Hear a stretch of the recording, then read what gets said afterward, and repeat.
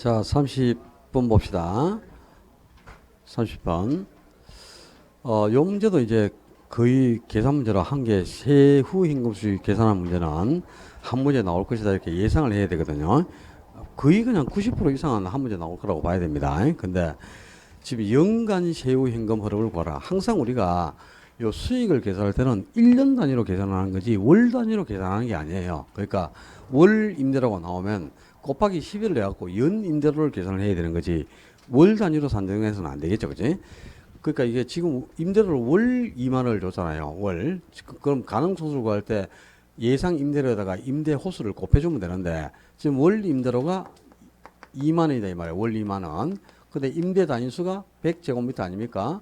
그러면 매달 임대료가 200만 원이 되는데 요거는 월 임대료죠. 근데 연간 임대료를 구해야 되니까 10일을 곱해줘야 연 임대료가 산정되는 거지. 그럼 가능소득은 2,400만 원이 되겠죠. 그지? 월 임대료가 200이니까 1년치 가능소득은 2,400만 원이고 공실이 10%니까 240만 원이 공실로 빠지겠죠. 그러면 기타 소득 없으니까 유효 총수는 2,160만 원이 계산됐어요.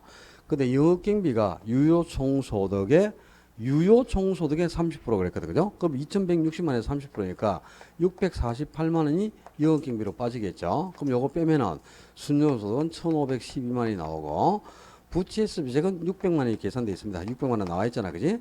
그럼 요걸 빼니까 세전hen금수지는 912만 원인데 여기서 이제 소득세가 요 세전hen금 수지의 20%를 차지한다 그랬잖아. 그지? 그럼 요 912만 원에 20%니까 182만 4천 원이죠. 그지? 그럼 요 차액이 이제 세후hen금수니까 세후hen금수는 729만 6천 원 이렇게 바로 나오겠죠.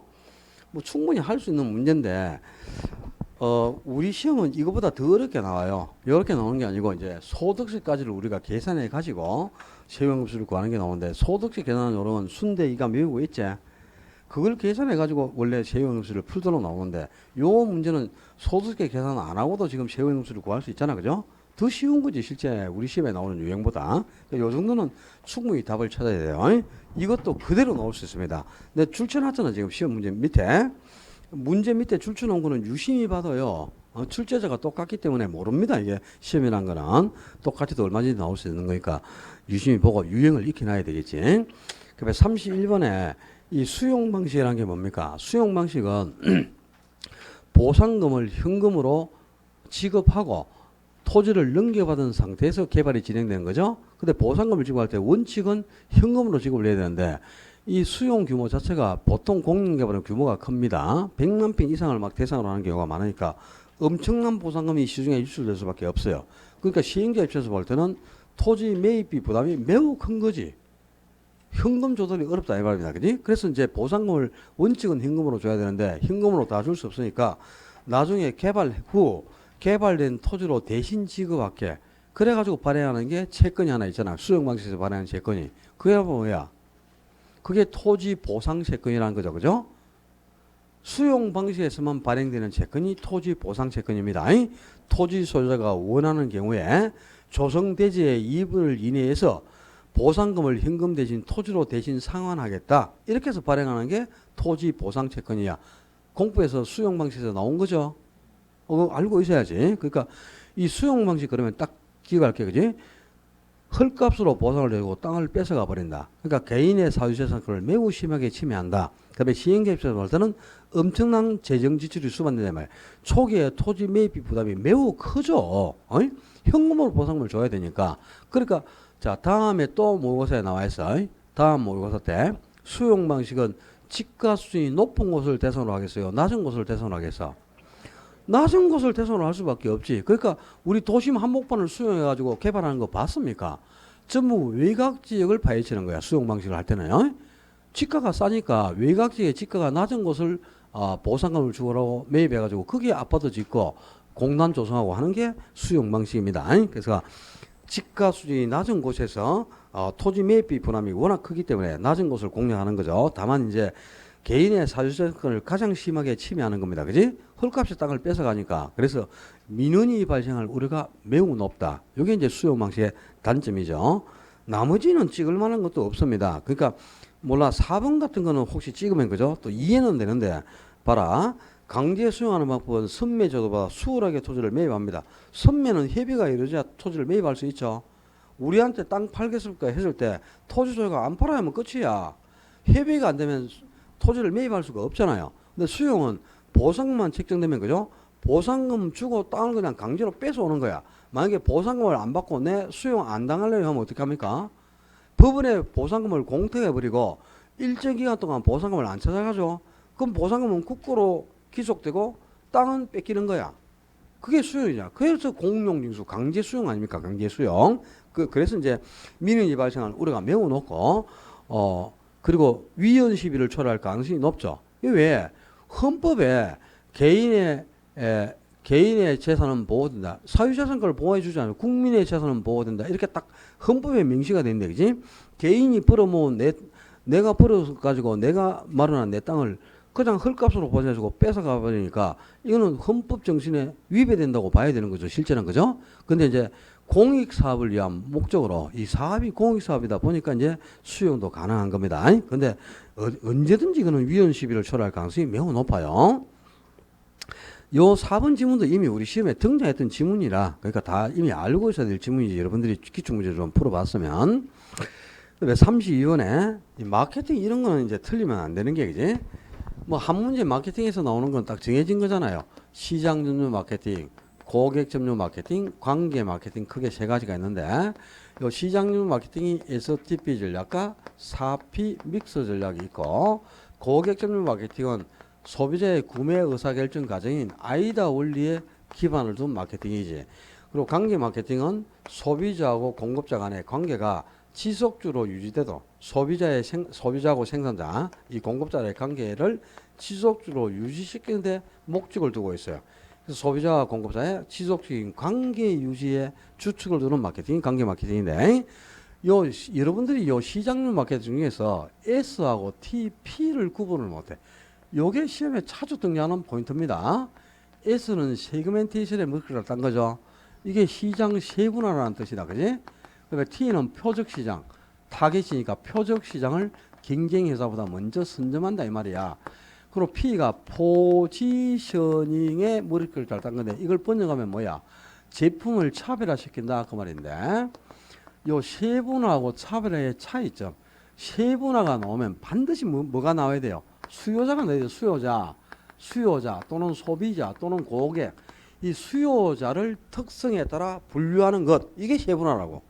수요자를 특성별로 나누는 겁니다. 그러니까 장년층 소비자, 중년층 소비자, 청년층 소비자 이렇게 해서 인구적 특성에 따라 구분할 수도 있고 또 경제학적 특성에 따라요. 고가품 소비자, 저가품 소비자, 중저가품 소비자, 룩마제 소비자 이렇게 구루마에서만 사는 사람 이렇게 해가지고 소비자를 경제학 특성으로 분류할 수도 있다 이 말이야.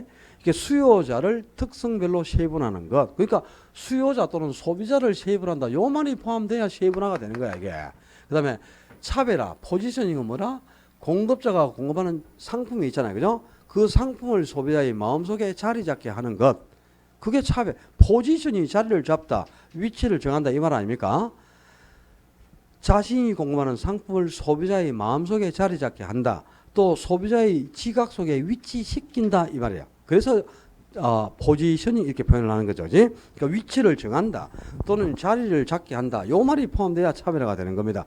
요 두 가지의 차이점을 알아야지. 그러니까 자 1번에 시장률 마케팅이 공급자 중심 아닙니까? 그리고 표적 시장을 선점하나 틈새 시장을 점유한다. 그게 뭐야? 이게 시장률 중에서도 이게 바로 STP 전략이라. 이 포적 시장을 선점하고 틈새 시장을 공략하는 거. 이게 STP 전략이죠. 그리고 4P 믹스는 4P를 혼합하는 건데 거기 2번에 유통경로 전략이 뭐죠? 금융기관이라든가 중개업소, 분양 대행사 또 직접 분양, 현재의 소유자나 입주자 이런 사람들을 대상으로 해서 토지를 확보하고 분양 시스템을 구축해내는 것이 유통경로 전략의 핵심입니다. 유통경로 전략, 금융기관, 중개업소, 분양 대행사 이런 것들을 적극적으로 활용하는 거죠. 그리고 3번에 시장 세분화가 바로 요 말 들어가 있잖아. 수요자 집단을 특성에 따라 세분하고 수요자를 특성별로 세분했단 말이야. 이게 세분화라고. 반드시 세분화에는 수요자를 특성에 따라 세분한다. 요 말이 포함되어 있어야 세분화가 되는 거예요. 그 다음에 4번에 신문 광고는 지면이 넓은 광고가 있고 지면이 좁은 광고가 있죠. 지면이 넓은 전면이나 반면으로 활용하는 광고가 전시 광고고, 지면이 좁은 박스행 광고나 줄 광고를 안내 광고를 하잖아. 그죠? 그럼 전시 광고는 지면이 넓으니까 캐치프레이즈도 넣고 사진도 싣고 설명문도 첨가하는 거예요. 근데 안내 광고는 지면이 좁으니까 간결 약자를 사용해야 되고, 그리고 광고 내용을 함축해야 되지 않습니까? 그죠? 그런 특징이 있지. 그거 비교해야 돼. 그러면 5번에 자, 이 매체에 따른 분류는 상당히 많은데 광고 매체가 다양하니까. 근데 우리 가정에서 이용할 수 있는 장식적이고 실용적인 작은 물건을 이용한 광고는 노벨티 광고를 하는 거잖아. 지금 5번 지문에 있는 거잖아. 그지? 라이터, 재트리, 볼펜, 티슈, 수건 이런 실용적인 물건을 이용한 광고를 노벨티 광고로 하고요. 점두 광고는 점포 자체를 매체로 활용한 거다 이 말이야. 점포의 간판, 외벽면, 유리창, 색채, 입간판 이런 걸 활용한 거. 지금 우리 이제 여기서 봐도 그죠? 저 여기서 딱 보면 저 보이잖아요, 우리.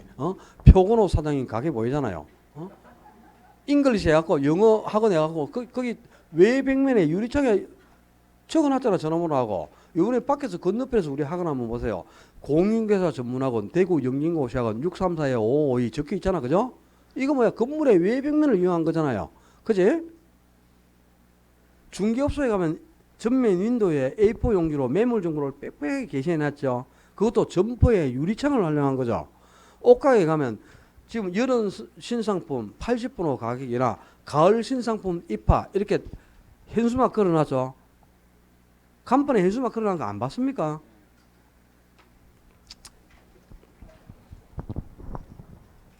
저기 서부정류장 앞에 가면은 그죠? 서부정류장 딱 건너편에 딱 가면은 이 간판 딱 세워놨어요. 거기에 가면 나이트 클럽 챔피언이라고 있어요.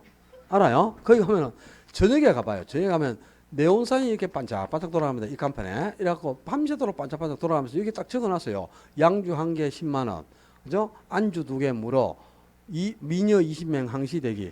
부킹 100%. 이래갖고 밤새도록 반짝반짝 돌아가죠. 네온사인으로. 이게 뭐야? 색채를 활용한 거죠. 색채. 이것도 점두 광고의 일종입니다. 그러니까 점포의 간판, 유리창, 외벽면, 색채, 네온사인 이런 거지. 그러니까 저 LED 광고 있잖아요. 이런 게 전부 점두 광고라니까. 그러니까 점두 광고고 노벨티 광고는 딱 구분이 돼야지. 그다음에 33번에 자, 공시지가든 주택가격이든 간에 시장 군수 구청장이 공시하는 건 두 가지밖에 없어. 개별자가 들어가는 거, 그죠? 공시가는 표준지 공시가이고 개별 공시가가 있죠. 이것도 설명해야 되나? 정말 진짜 참 몇 번째 지금 분필만 달아먹어갖고 아까워 죽겠네 이거 자꾸. 토지 가격을 공시할 때는 표준지 공시지가와 개별 공시가를 구분해서 공시합니다. 주택 가격도 단독주택 가격과 공동주택 가격을 구분해서 공시하는데 여기서 이제 아주 중요한 포인트. 단독주택은 그 지역을 대표하는 표준주택을 선정해서 먼저 국장이 표준주택 가격을 공시해. 그럼 거기에 따라서 이제 옆에 있는 개별 단독주택도 가격도 다 공시한단 말이야. 그래서 단독주택에 대해서는 표준주택 가격과 개별주택 가격을 구분해서 공시를 하죠. 근데 공동주택은 표준주택 자체를 선정하지 않는다 그랬어요. 그냥 전국의 아파트 중에서 900만 채를 전수조사로 추출해가지고 그 900만 채의 아파트 가격을 공시하는데 그게 공동주택 가격이야. 그러니까 공동주택에서 뭐 표준주택의 가격을 산정 공시한다. 그러면 무조건 틀린 거야. 공동주택은 표준주택이라는 것 자체가 없어요. 단독주택만 표준주택과 개별주택 가격을 구분 공시하는 겁니다. 요거 잊어버리면 올해 한 개 틀릴 확률 매우 높아. 그 다음에 여기 개별자가 들어가는 게 두 개 있잖아. 개별 공시가 개별주택 가격. 그죠? 요 개별자 들어가는 거 두 개만 시장, 군수, 구청장이 공시한단 말이야. 그리고 나머지는 전부 국장이 공시를 하는 거야.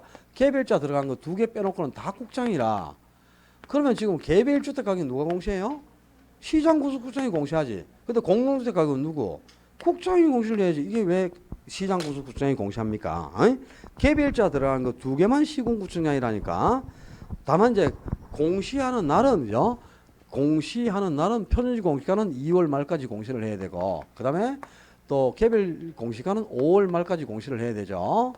그다음에 표준주택 가격은 1월 말, 1월 31일, 1월 31일까지고 그 다음에 개별주택 가격이나 공동주택 가격은 4월 30일까지 공시를 합니다. 그러니까 공시하는 거는 4월 30일이 맞는데 이 공동주택은 국장이 공시를 하지 이 시장군수국장이 공시하는 게 아니잖아요. 그러니까 2번이 틀려 있고요.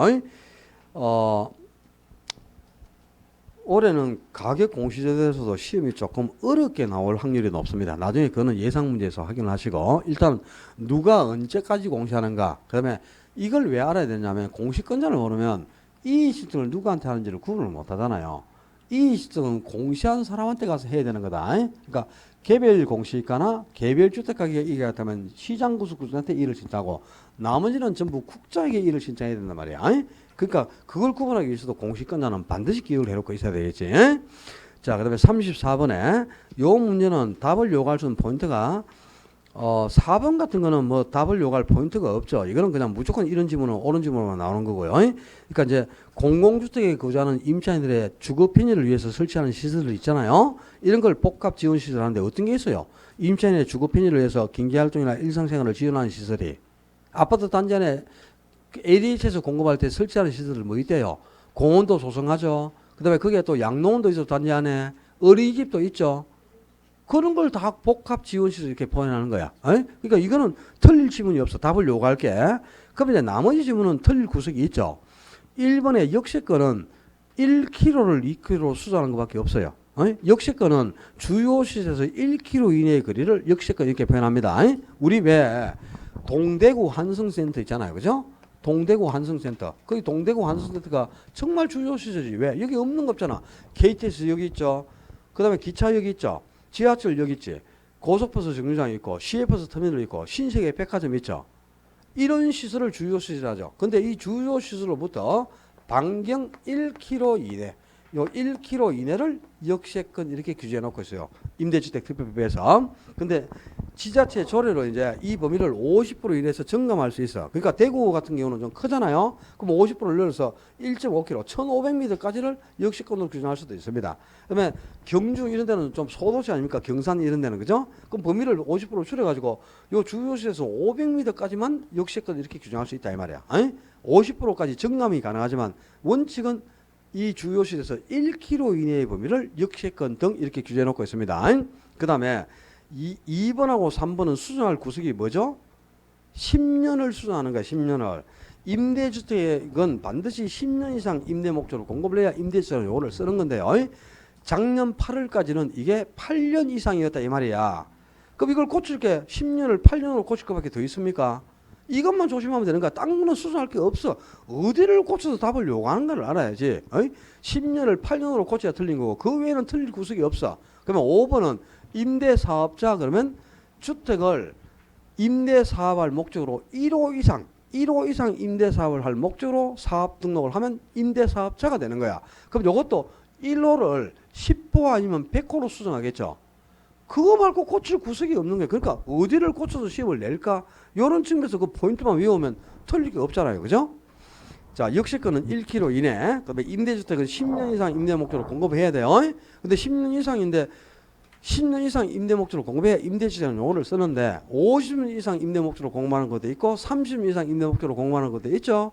50년 이상 임대 목적으로 공급하는 게 영구 임대주택. 30년 이상 임대 목적으로 공급하는 게 국민 임대주택. 젊은 층을 대상으로 공급하는 게 행복주택.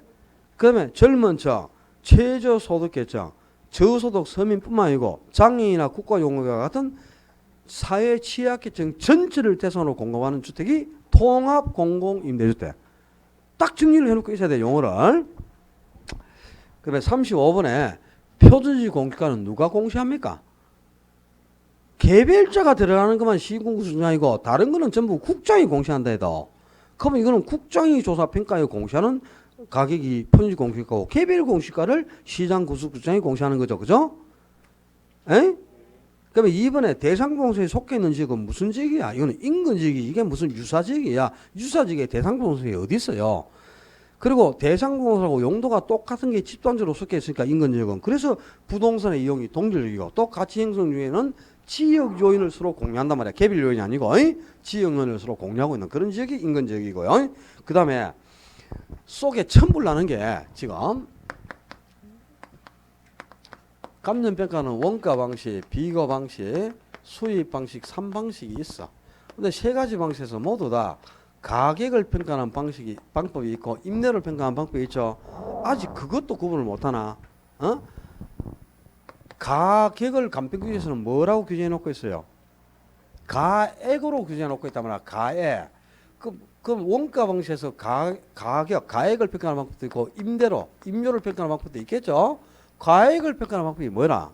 그게 원가법이지. 원가법. 그리고 임대를 평가하는 방법이 적산법이고 어떻게 적산법이 가액을 평가하는 방법입니까? 이거는 임대를 평가하는 거지. 그럼 3번 4번은 끝자리에 그지? 이게 가액을 산정하는 방법인지 임대를 산정하는 방법인지 그걸 가지고 적산법인지 원가법인지 수익 분석법인지 수익 환원법인지를 구분해야 될 거 아니야. 어?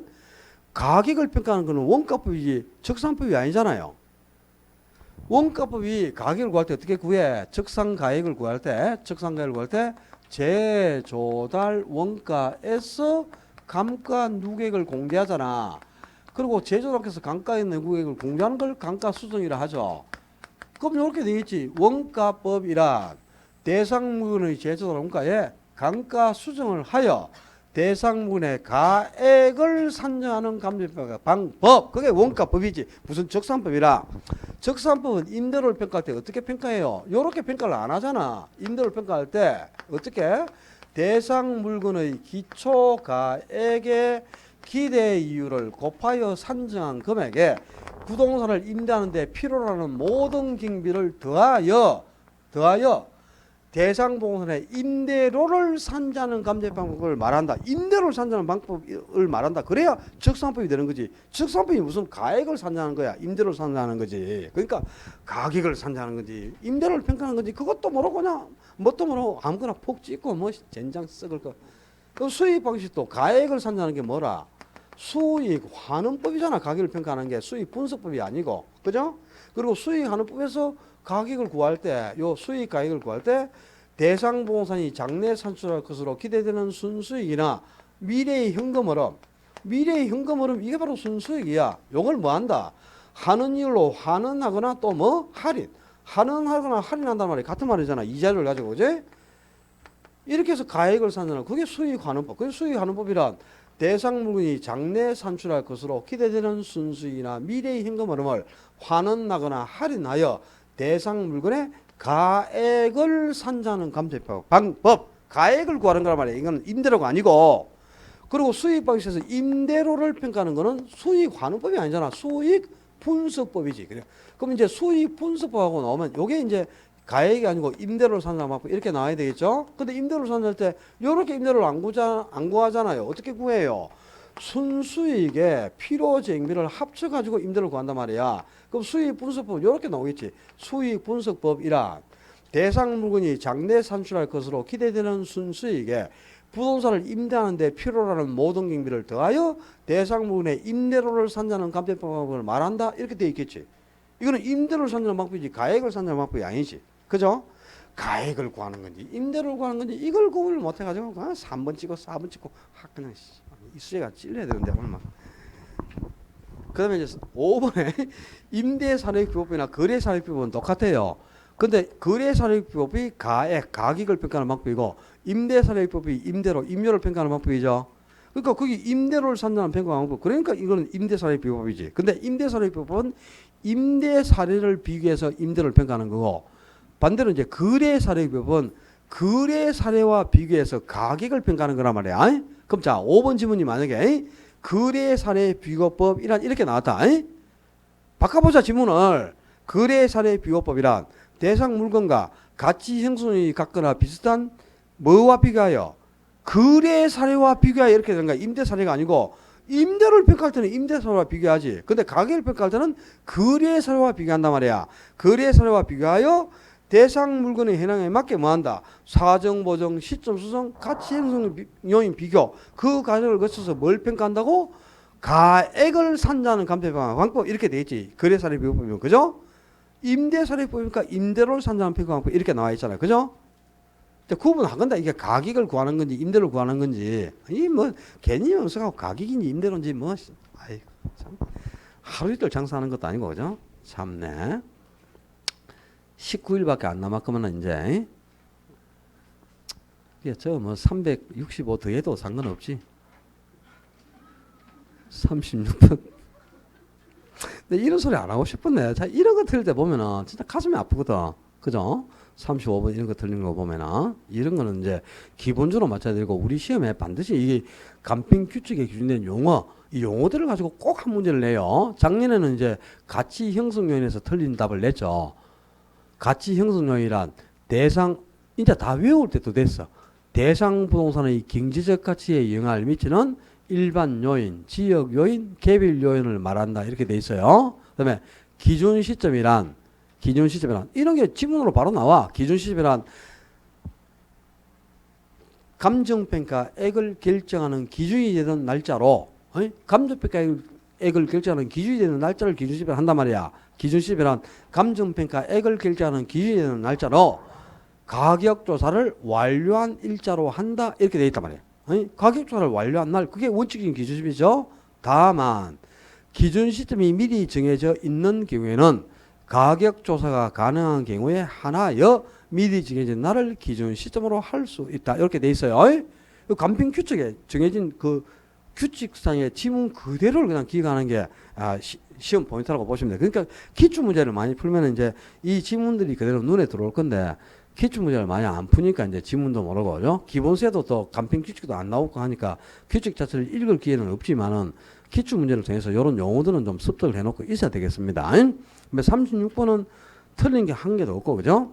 다 옳은 지문인데, 여기 이제 리얼 지문이 조금 어려워요. 자, 부지하고 건물. 요 부지하고 그 위에 있는 건물이 어울리지 않는다. 이거는 무슨 강가냐? 이건 자체 내부적인 강가라. 그러니까 이거는 부지와 건물의 부조화는 기능적 강가가 나타난 겁니다. 기능적 강가. 건물 자체 내부에 강가가 생긴 기능적 강가니까 이 기능적 강가를 구분하는 근거가 균형의 원칙이지. 그럼 이게 적합의 원칙이 되려면 뭐가 되느냐? 부지와 건물의 부조, 건물과 부지의 부조화가 아니고 건물하고 뭐냐? 지역의 부조화입니다. 건물과 지역과의 부조화. 건물과 지역이 조화를 이룰 때 유용성이 없다. 이거는 외부 환경의 조화를 강조하고 있죠. 이게 적합의 원칙이라. 그 적합의 원칙이 어긋나면 그게 이제 경제적 강가가 되는 거죠. 그러니까 건물과 부지냐, 건물과 지역이냐, 요 단어를 가지고 이제 적합이냐, 균형인가를 구분하는 겁니다. 상당히 좀 어렵죠, 포인트는. 근데 지난번에 이랬던가 건물과 부지의 부족을 계산하는 거는 기능적 강가를 해결하는 거니까 관리에서는 이건 무슨 관리에 포함되죠? 기술적 관리, 경제적 관리, 법률적 관리 중에 건물과 부지의 부족을 계산하는 거, 그게 바로 기술적 관리야. 기능적 강가를 해결하고자 하는 게 기술적 관리 측면입니다. 그건 관리론에서 문제를 한번 보여줬거든. 근데 이 구분을 잘 못하고 있더라고 하니까. 건물과 부지의 부조화를 개선하는 것은 기능적 강가를 해결하는 것과 균형의 원칙이고요. 건물과 지역의 부조화를 개선하는 것은 경제적 강가를 해결하는 거니까 적합의 원칙이 되는 거야. 건물과 지역인지 건물과 부지인지 요걸 가지고 적합하고 균형을 구분하셔야 되겠어요. 나머지는 틀린 지문이 전혀 없죠. 그지? 꼭 기억해야 돼요. 37번에 강가 수정 방법. 이 내용문서를 기준하는 강가 수정 방법은 정액법, 정률법, 상한기업법 세 가지가 있지. 근데 정액법은 거기 3문제로 있는 것처럼 그냥 단순히 감가총액을 내용수로만 나눠버리잖아. 경쟁 내용수로. 그죠? 그러니까 매년 감가액이 어떻다? 일정하게 똑같이 유지가 되는 게 정액법이고, 그다음에 정률법은 이제 감가율만 일정하고 감가액은 점차 감소해가죠. 그리고 정액법이 건물, 정률법은 기계, 상한기법은 광산의 감가를 구하는 방법이에요. 그리고 이제 초기 감가액은 항상 정률법이 가장 초기에 감가가 커요. 그 다음에 이제 정액법이고, 상한기업법은 언제나 감가액이 가장 적습니다. 왜 이게 상한기업법은 감가액이 가장 적습니까? 다른 방식보다 감가액이 적은 이유가 뭐예요? 복리 이자만큼 감가가 적게 생기기 때문에 감가액이 가장 적게 나타나지 않습니까? 그지? 그래서 감가 수정 방법 중에서 복리 이자가 나오는 거는 상한기업밖에 없다 그랬잖아요. 어제도 얘기해줬다. 어제도. 그러니까 5번 주문에 내용문서 만료 시에 감가 누계, 그거하고 매년 발생하는 복리이자, 이걸 합쳐가지고 감가액하고 이자를 합쳐서 일정한 금액을 똑같이 회수해가는 방법이 상한기금법이라고 그랬고, 분해법이 아니라 분해법하고 나오면 뭐가 나와야 돼? 강가 요인별로 강가액을 세분한다라는 말이 나와야 되니까 세분하니까 분해 이렇게 표현하는 거야. 강가 요인은 물리적 강가가 있고 기능적 강가가 있고 경제적 강가가 있잖아요. 근데 분해법은 강가액을 구할 때 물리적 측면과 경제적 측면과 기능적 측면에서 강가 요인별로 강가액을 별도로 세분해서 강가액을 측정한단 말이야. 아니? 강가 요인별로 강가액을 세분했잖아 지금. 이렇게 세분해서 측정하고 이걸 전부 합쳐요. 그렇게 해서 총 강가액이 얼마다. 이렇게 해서 강가액을 구해내는 거야. 그래서 강가 요인별로 강가액을 세분해서 측정한다. 세분했다. 그래서 분해법. 분해나 세분이 같은 말이라니까. 그래서 이제 분해법을 내구성 분해 방식이라고 합니다. 내구성 분해 방식. 똑같은 말이죠. 강가 요인별로 이렇게 강가액을 세분해서 측정하는 방법. 그게 분해법이고. 그 다음에 38번에 이것도 어저께 내가 얘기해 줬다. 지역 분석, 개별 분석은 다 그지. 지역 분석이 표준적 이용을 판정하고 가격순을 판별하는 선행 작업이고 지역 분석의 근거는 저가 원칙. 개별 분석은 최유용과 가격을 결정하는 후행 작업으로 균형의 원칙이 개별 분석의 근거가 되죠. 그런데 초점이 뭐라 그랬나? 지역 분석은 대상 부동산에 속해 있는 지역을 분석하는 거니까 지역을. 그리고 개별 분석은 뭘 분석한다고? 대상 부동산만을 분석한다니까. 인근 지역을 분석하는 게 아니고 대상 부동산을. 거기 무슨 그 2번에 그 인근 지역이 왜 들어갑니까? 개별 분석에. 인근 지역을 분석하면 지역 분석이 돼야지. 그게 개별 분석이가. 그리고 센서가 있으면 지문을 1, 2, 3번을 한번 비교해봐라. 1, 2, 3번에 지역 분석은 전부 인근 지역 들어가 있고 개별 분석은 대상 부동산 들어가는데 2번만 인근 지역 안 들어가 있나? 그게 틀렸다는 거 눈으로 그 정도 센서도 없나 지금? 아이고 진짜 속에 천불 나서. 그거 틀릴 게 어딨노 다른 거는. 지역을 분석하는 건지 대상 부동산을 분석하는 건지 이게 구분이 안 돼가지고 2번을 못 찍고 딴 거 찍고 아이고 머리야.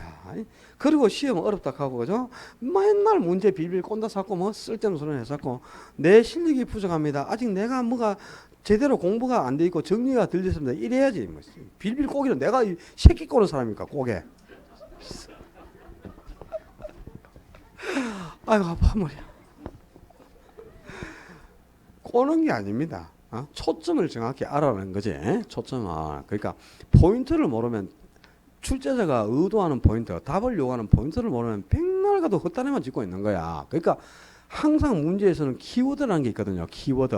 그 키워드를 수정할 게 표준적 이용 아니면 제어용, 가격 수정하면 가격. 그거 구분한 거 외에는 없죠. 선행 아니면 우회. 그럼 그게 다 맞잖아요.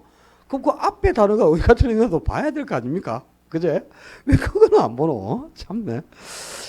아휴 몰라.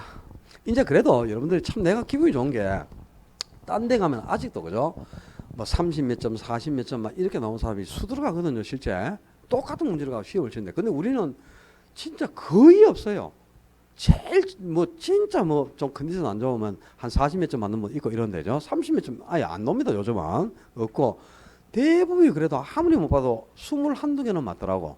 50점을 넘기는 거야. 그러니까 이제 고무적이죠. 굉장히 이제 진짜 채점하면서 기분은 좋습니다. 솔직하게. 여러분이 수준이 벌써 이제 50점을 넘어갈 수준이 됐으니까 거의 안정권으로 진입 단계에 있는 거예요. 그러니까 내가 굉장히 기분도 좋고 올해 합격자가 작년보다는 훨씬 많이 나올 것 같은 느낌은 있거든요. 있는데 시험이라는 게 작년 수준만 나오면 작년보다는 우리가 훨씬 올해는 합격자 더 많이 나올 겁니다. 확신합니다. 이번에 공부가 작년보다 훨씬 많이 돼 있어요. 올해 분들이 작년보다 정말 똑같이 공부합니다. 내가 보면 겁이 나요. 몸을 사리지 않고 공부를 하니까. 진짜예요.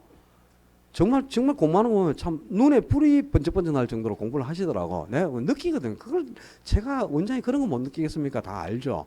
공부도 다 하고 잘하고 있어. 그리고 또 점수도 많이 향상됐어요. 근데 이제 문제는 뭐냐? 실수를 줄이자는 거죠. 맞춰야 될 문제를 맞추고 가자는 거예요. 그래가지고 점수가 나오면 뭐 더 좋잖아요.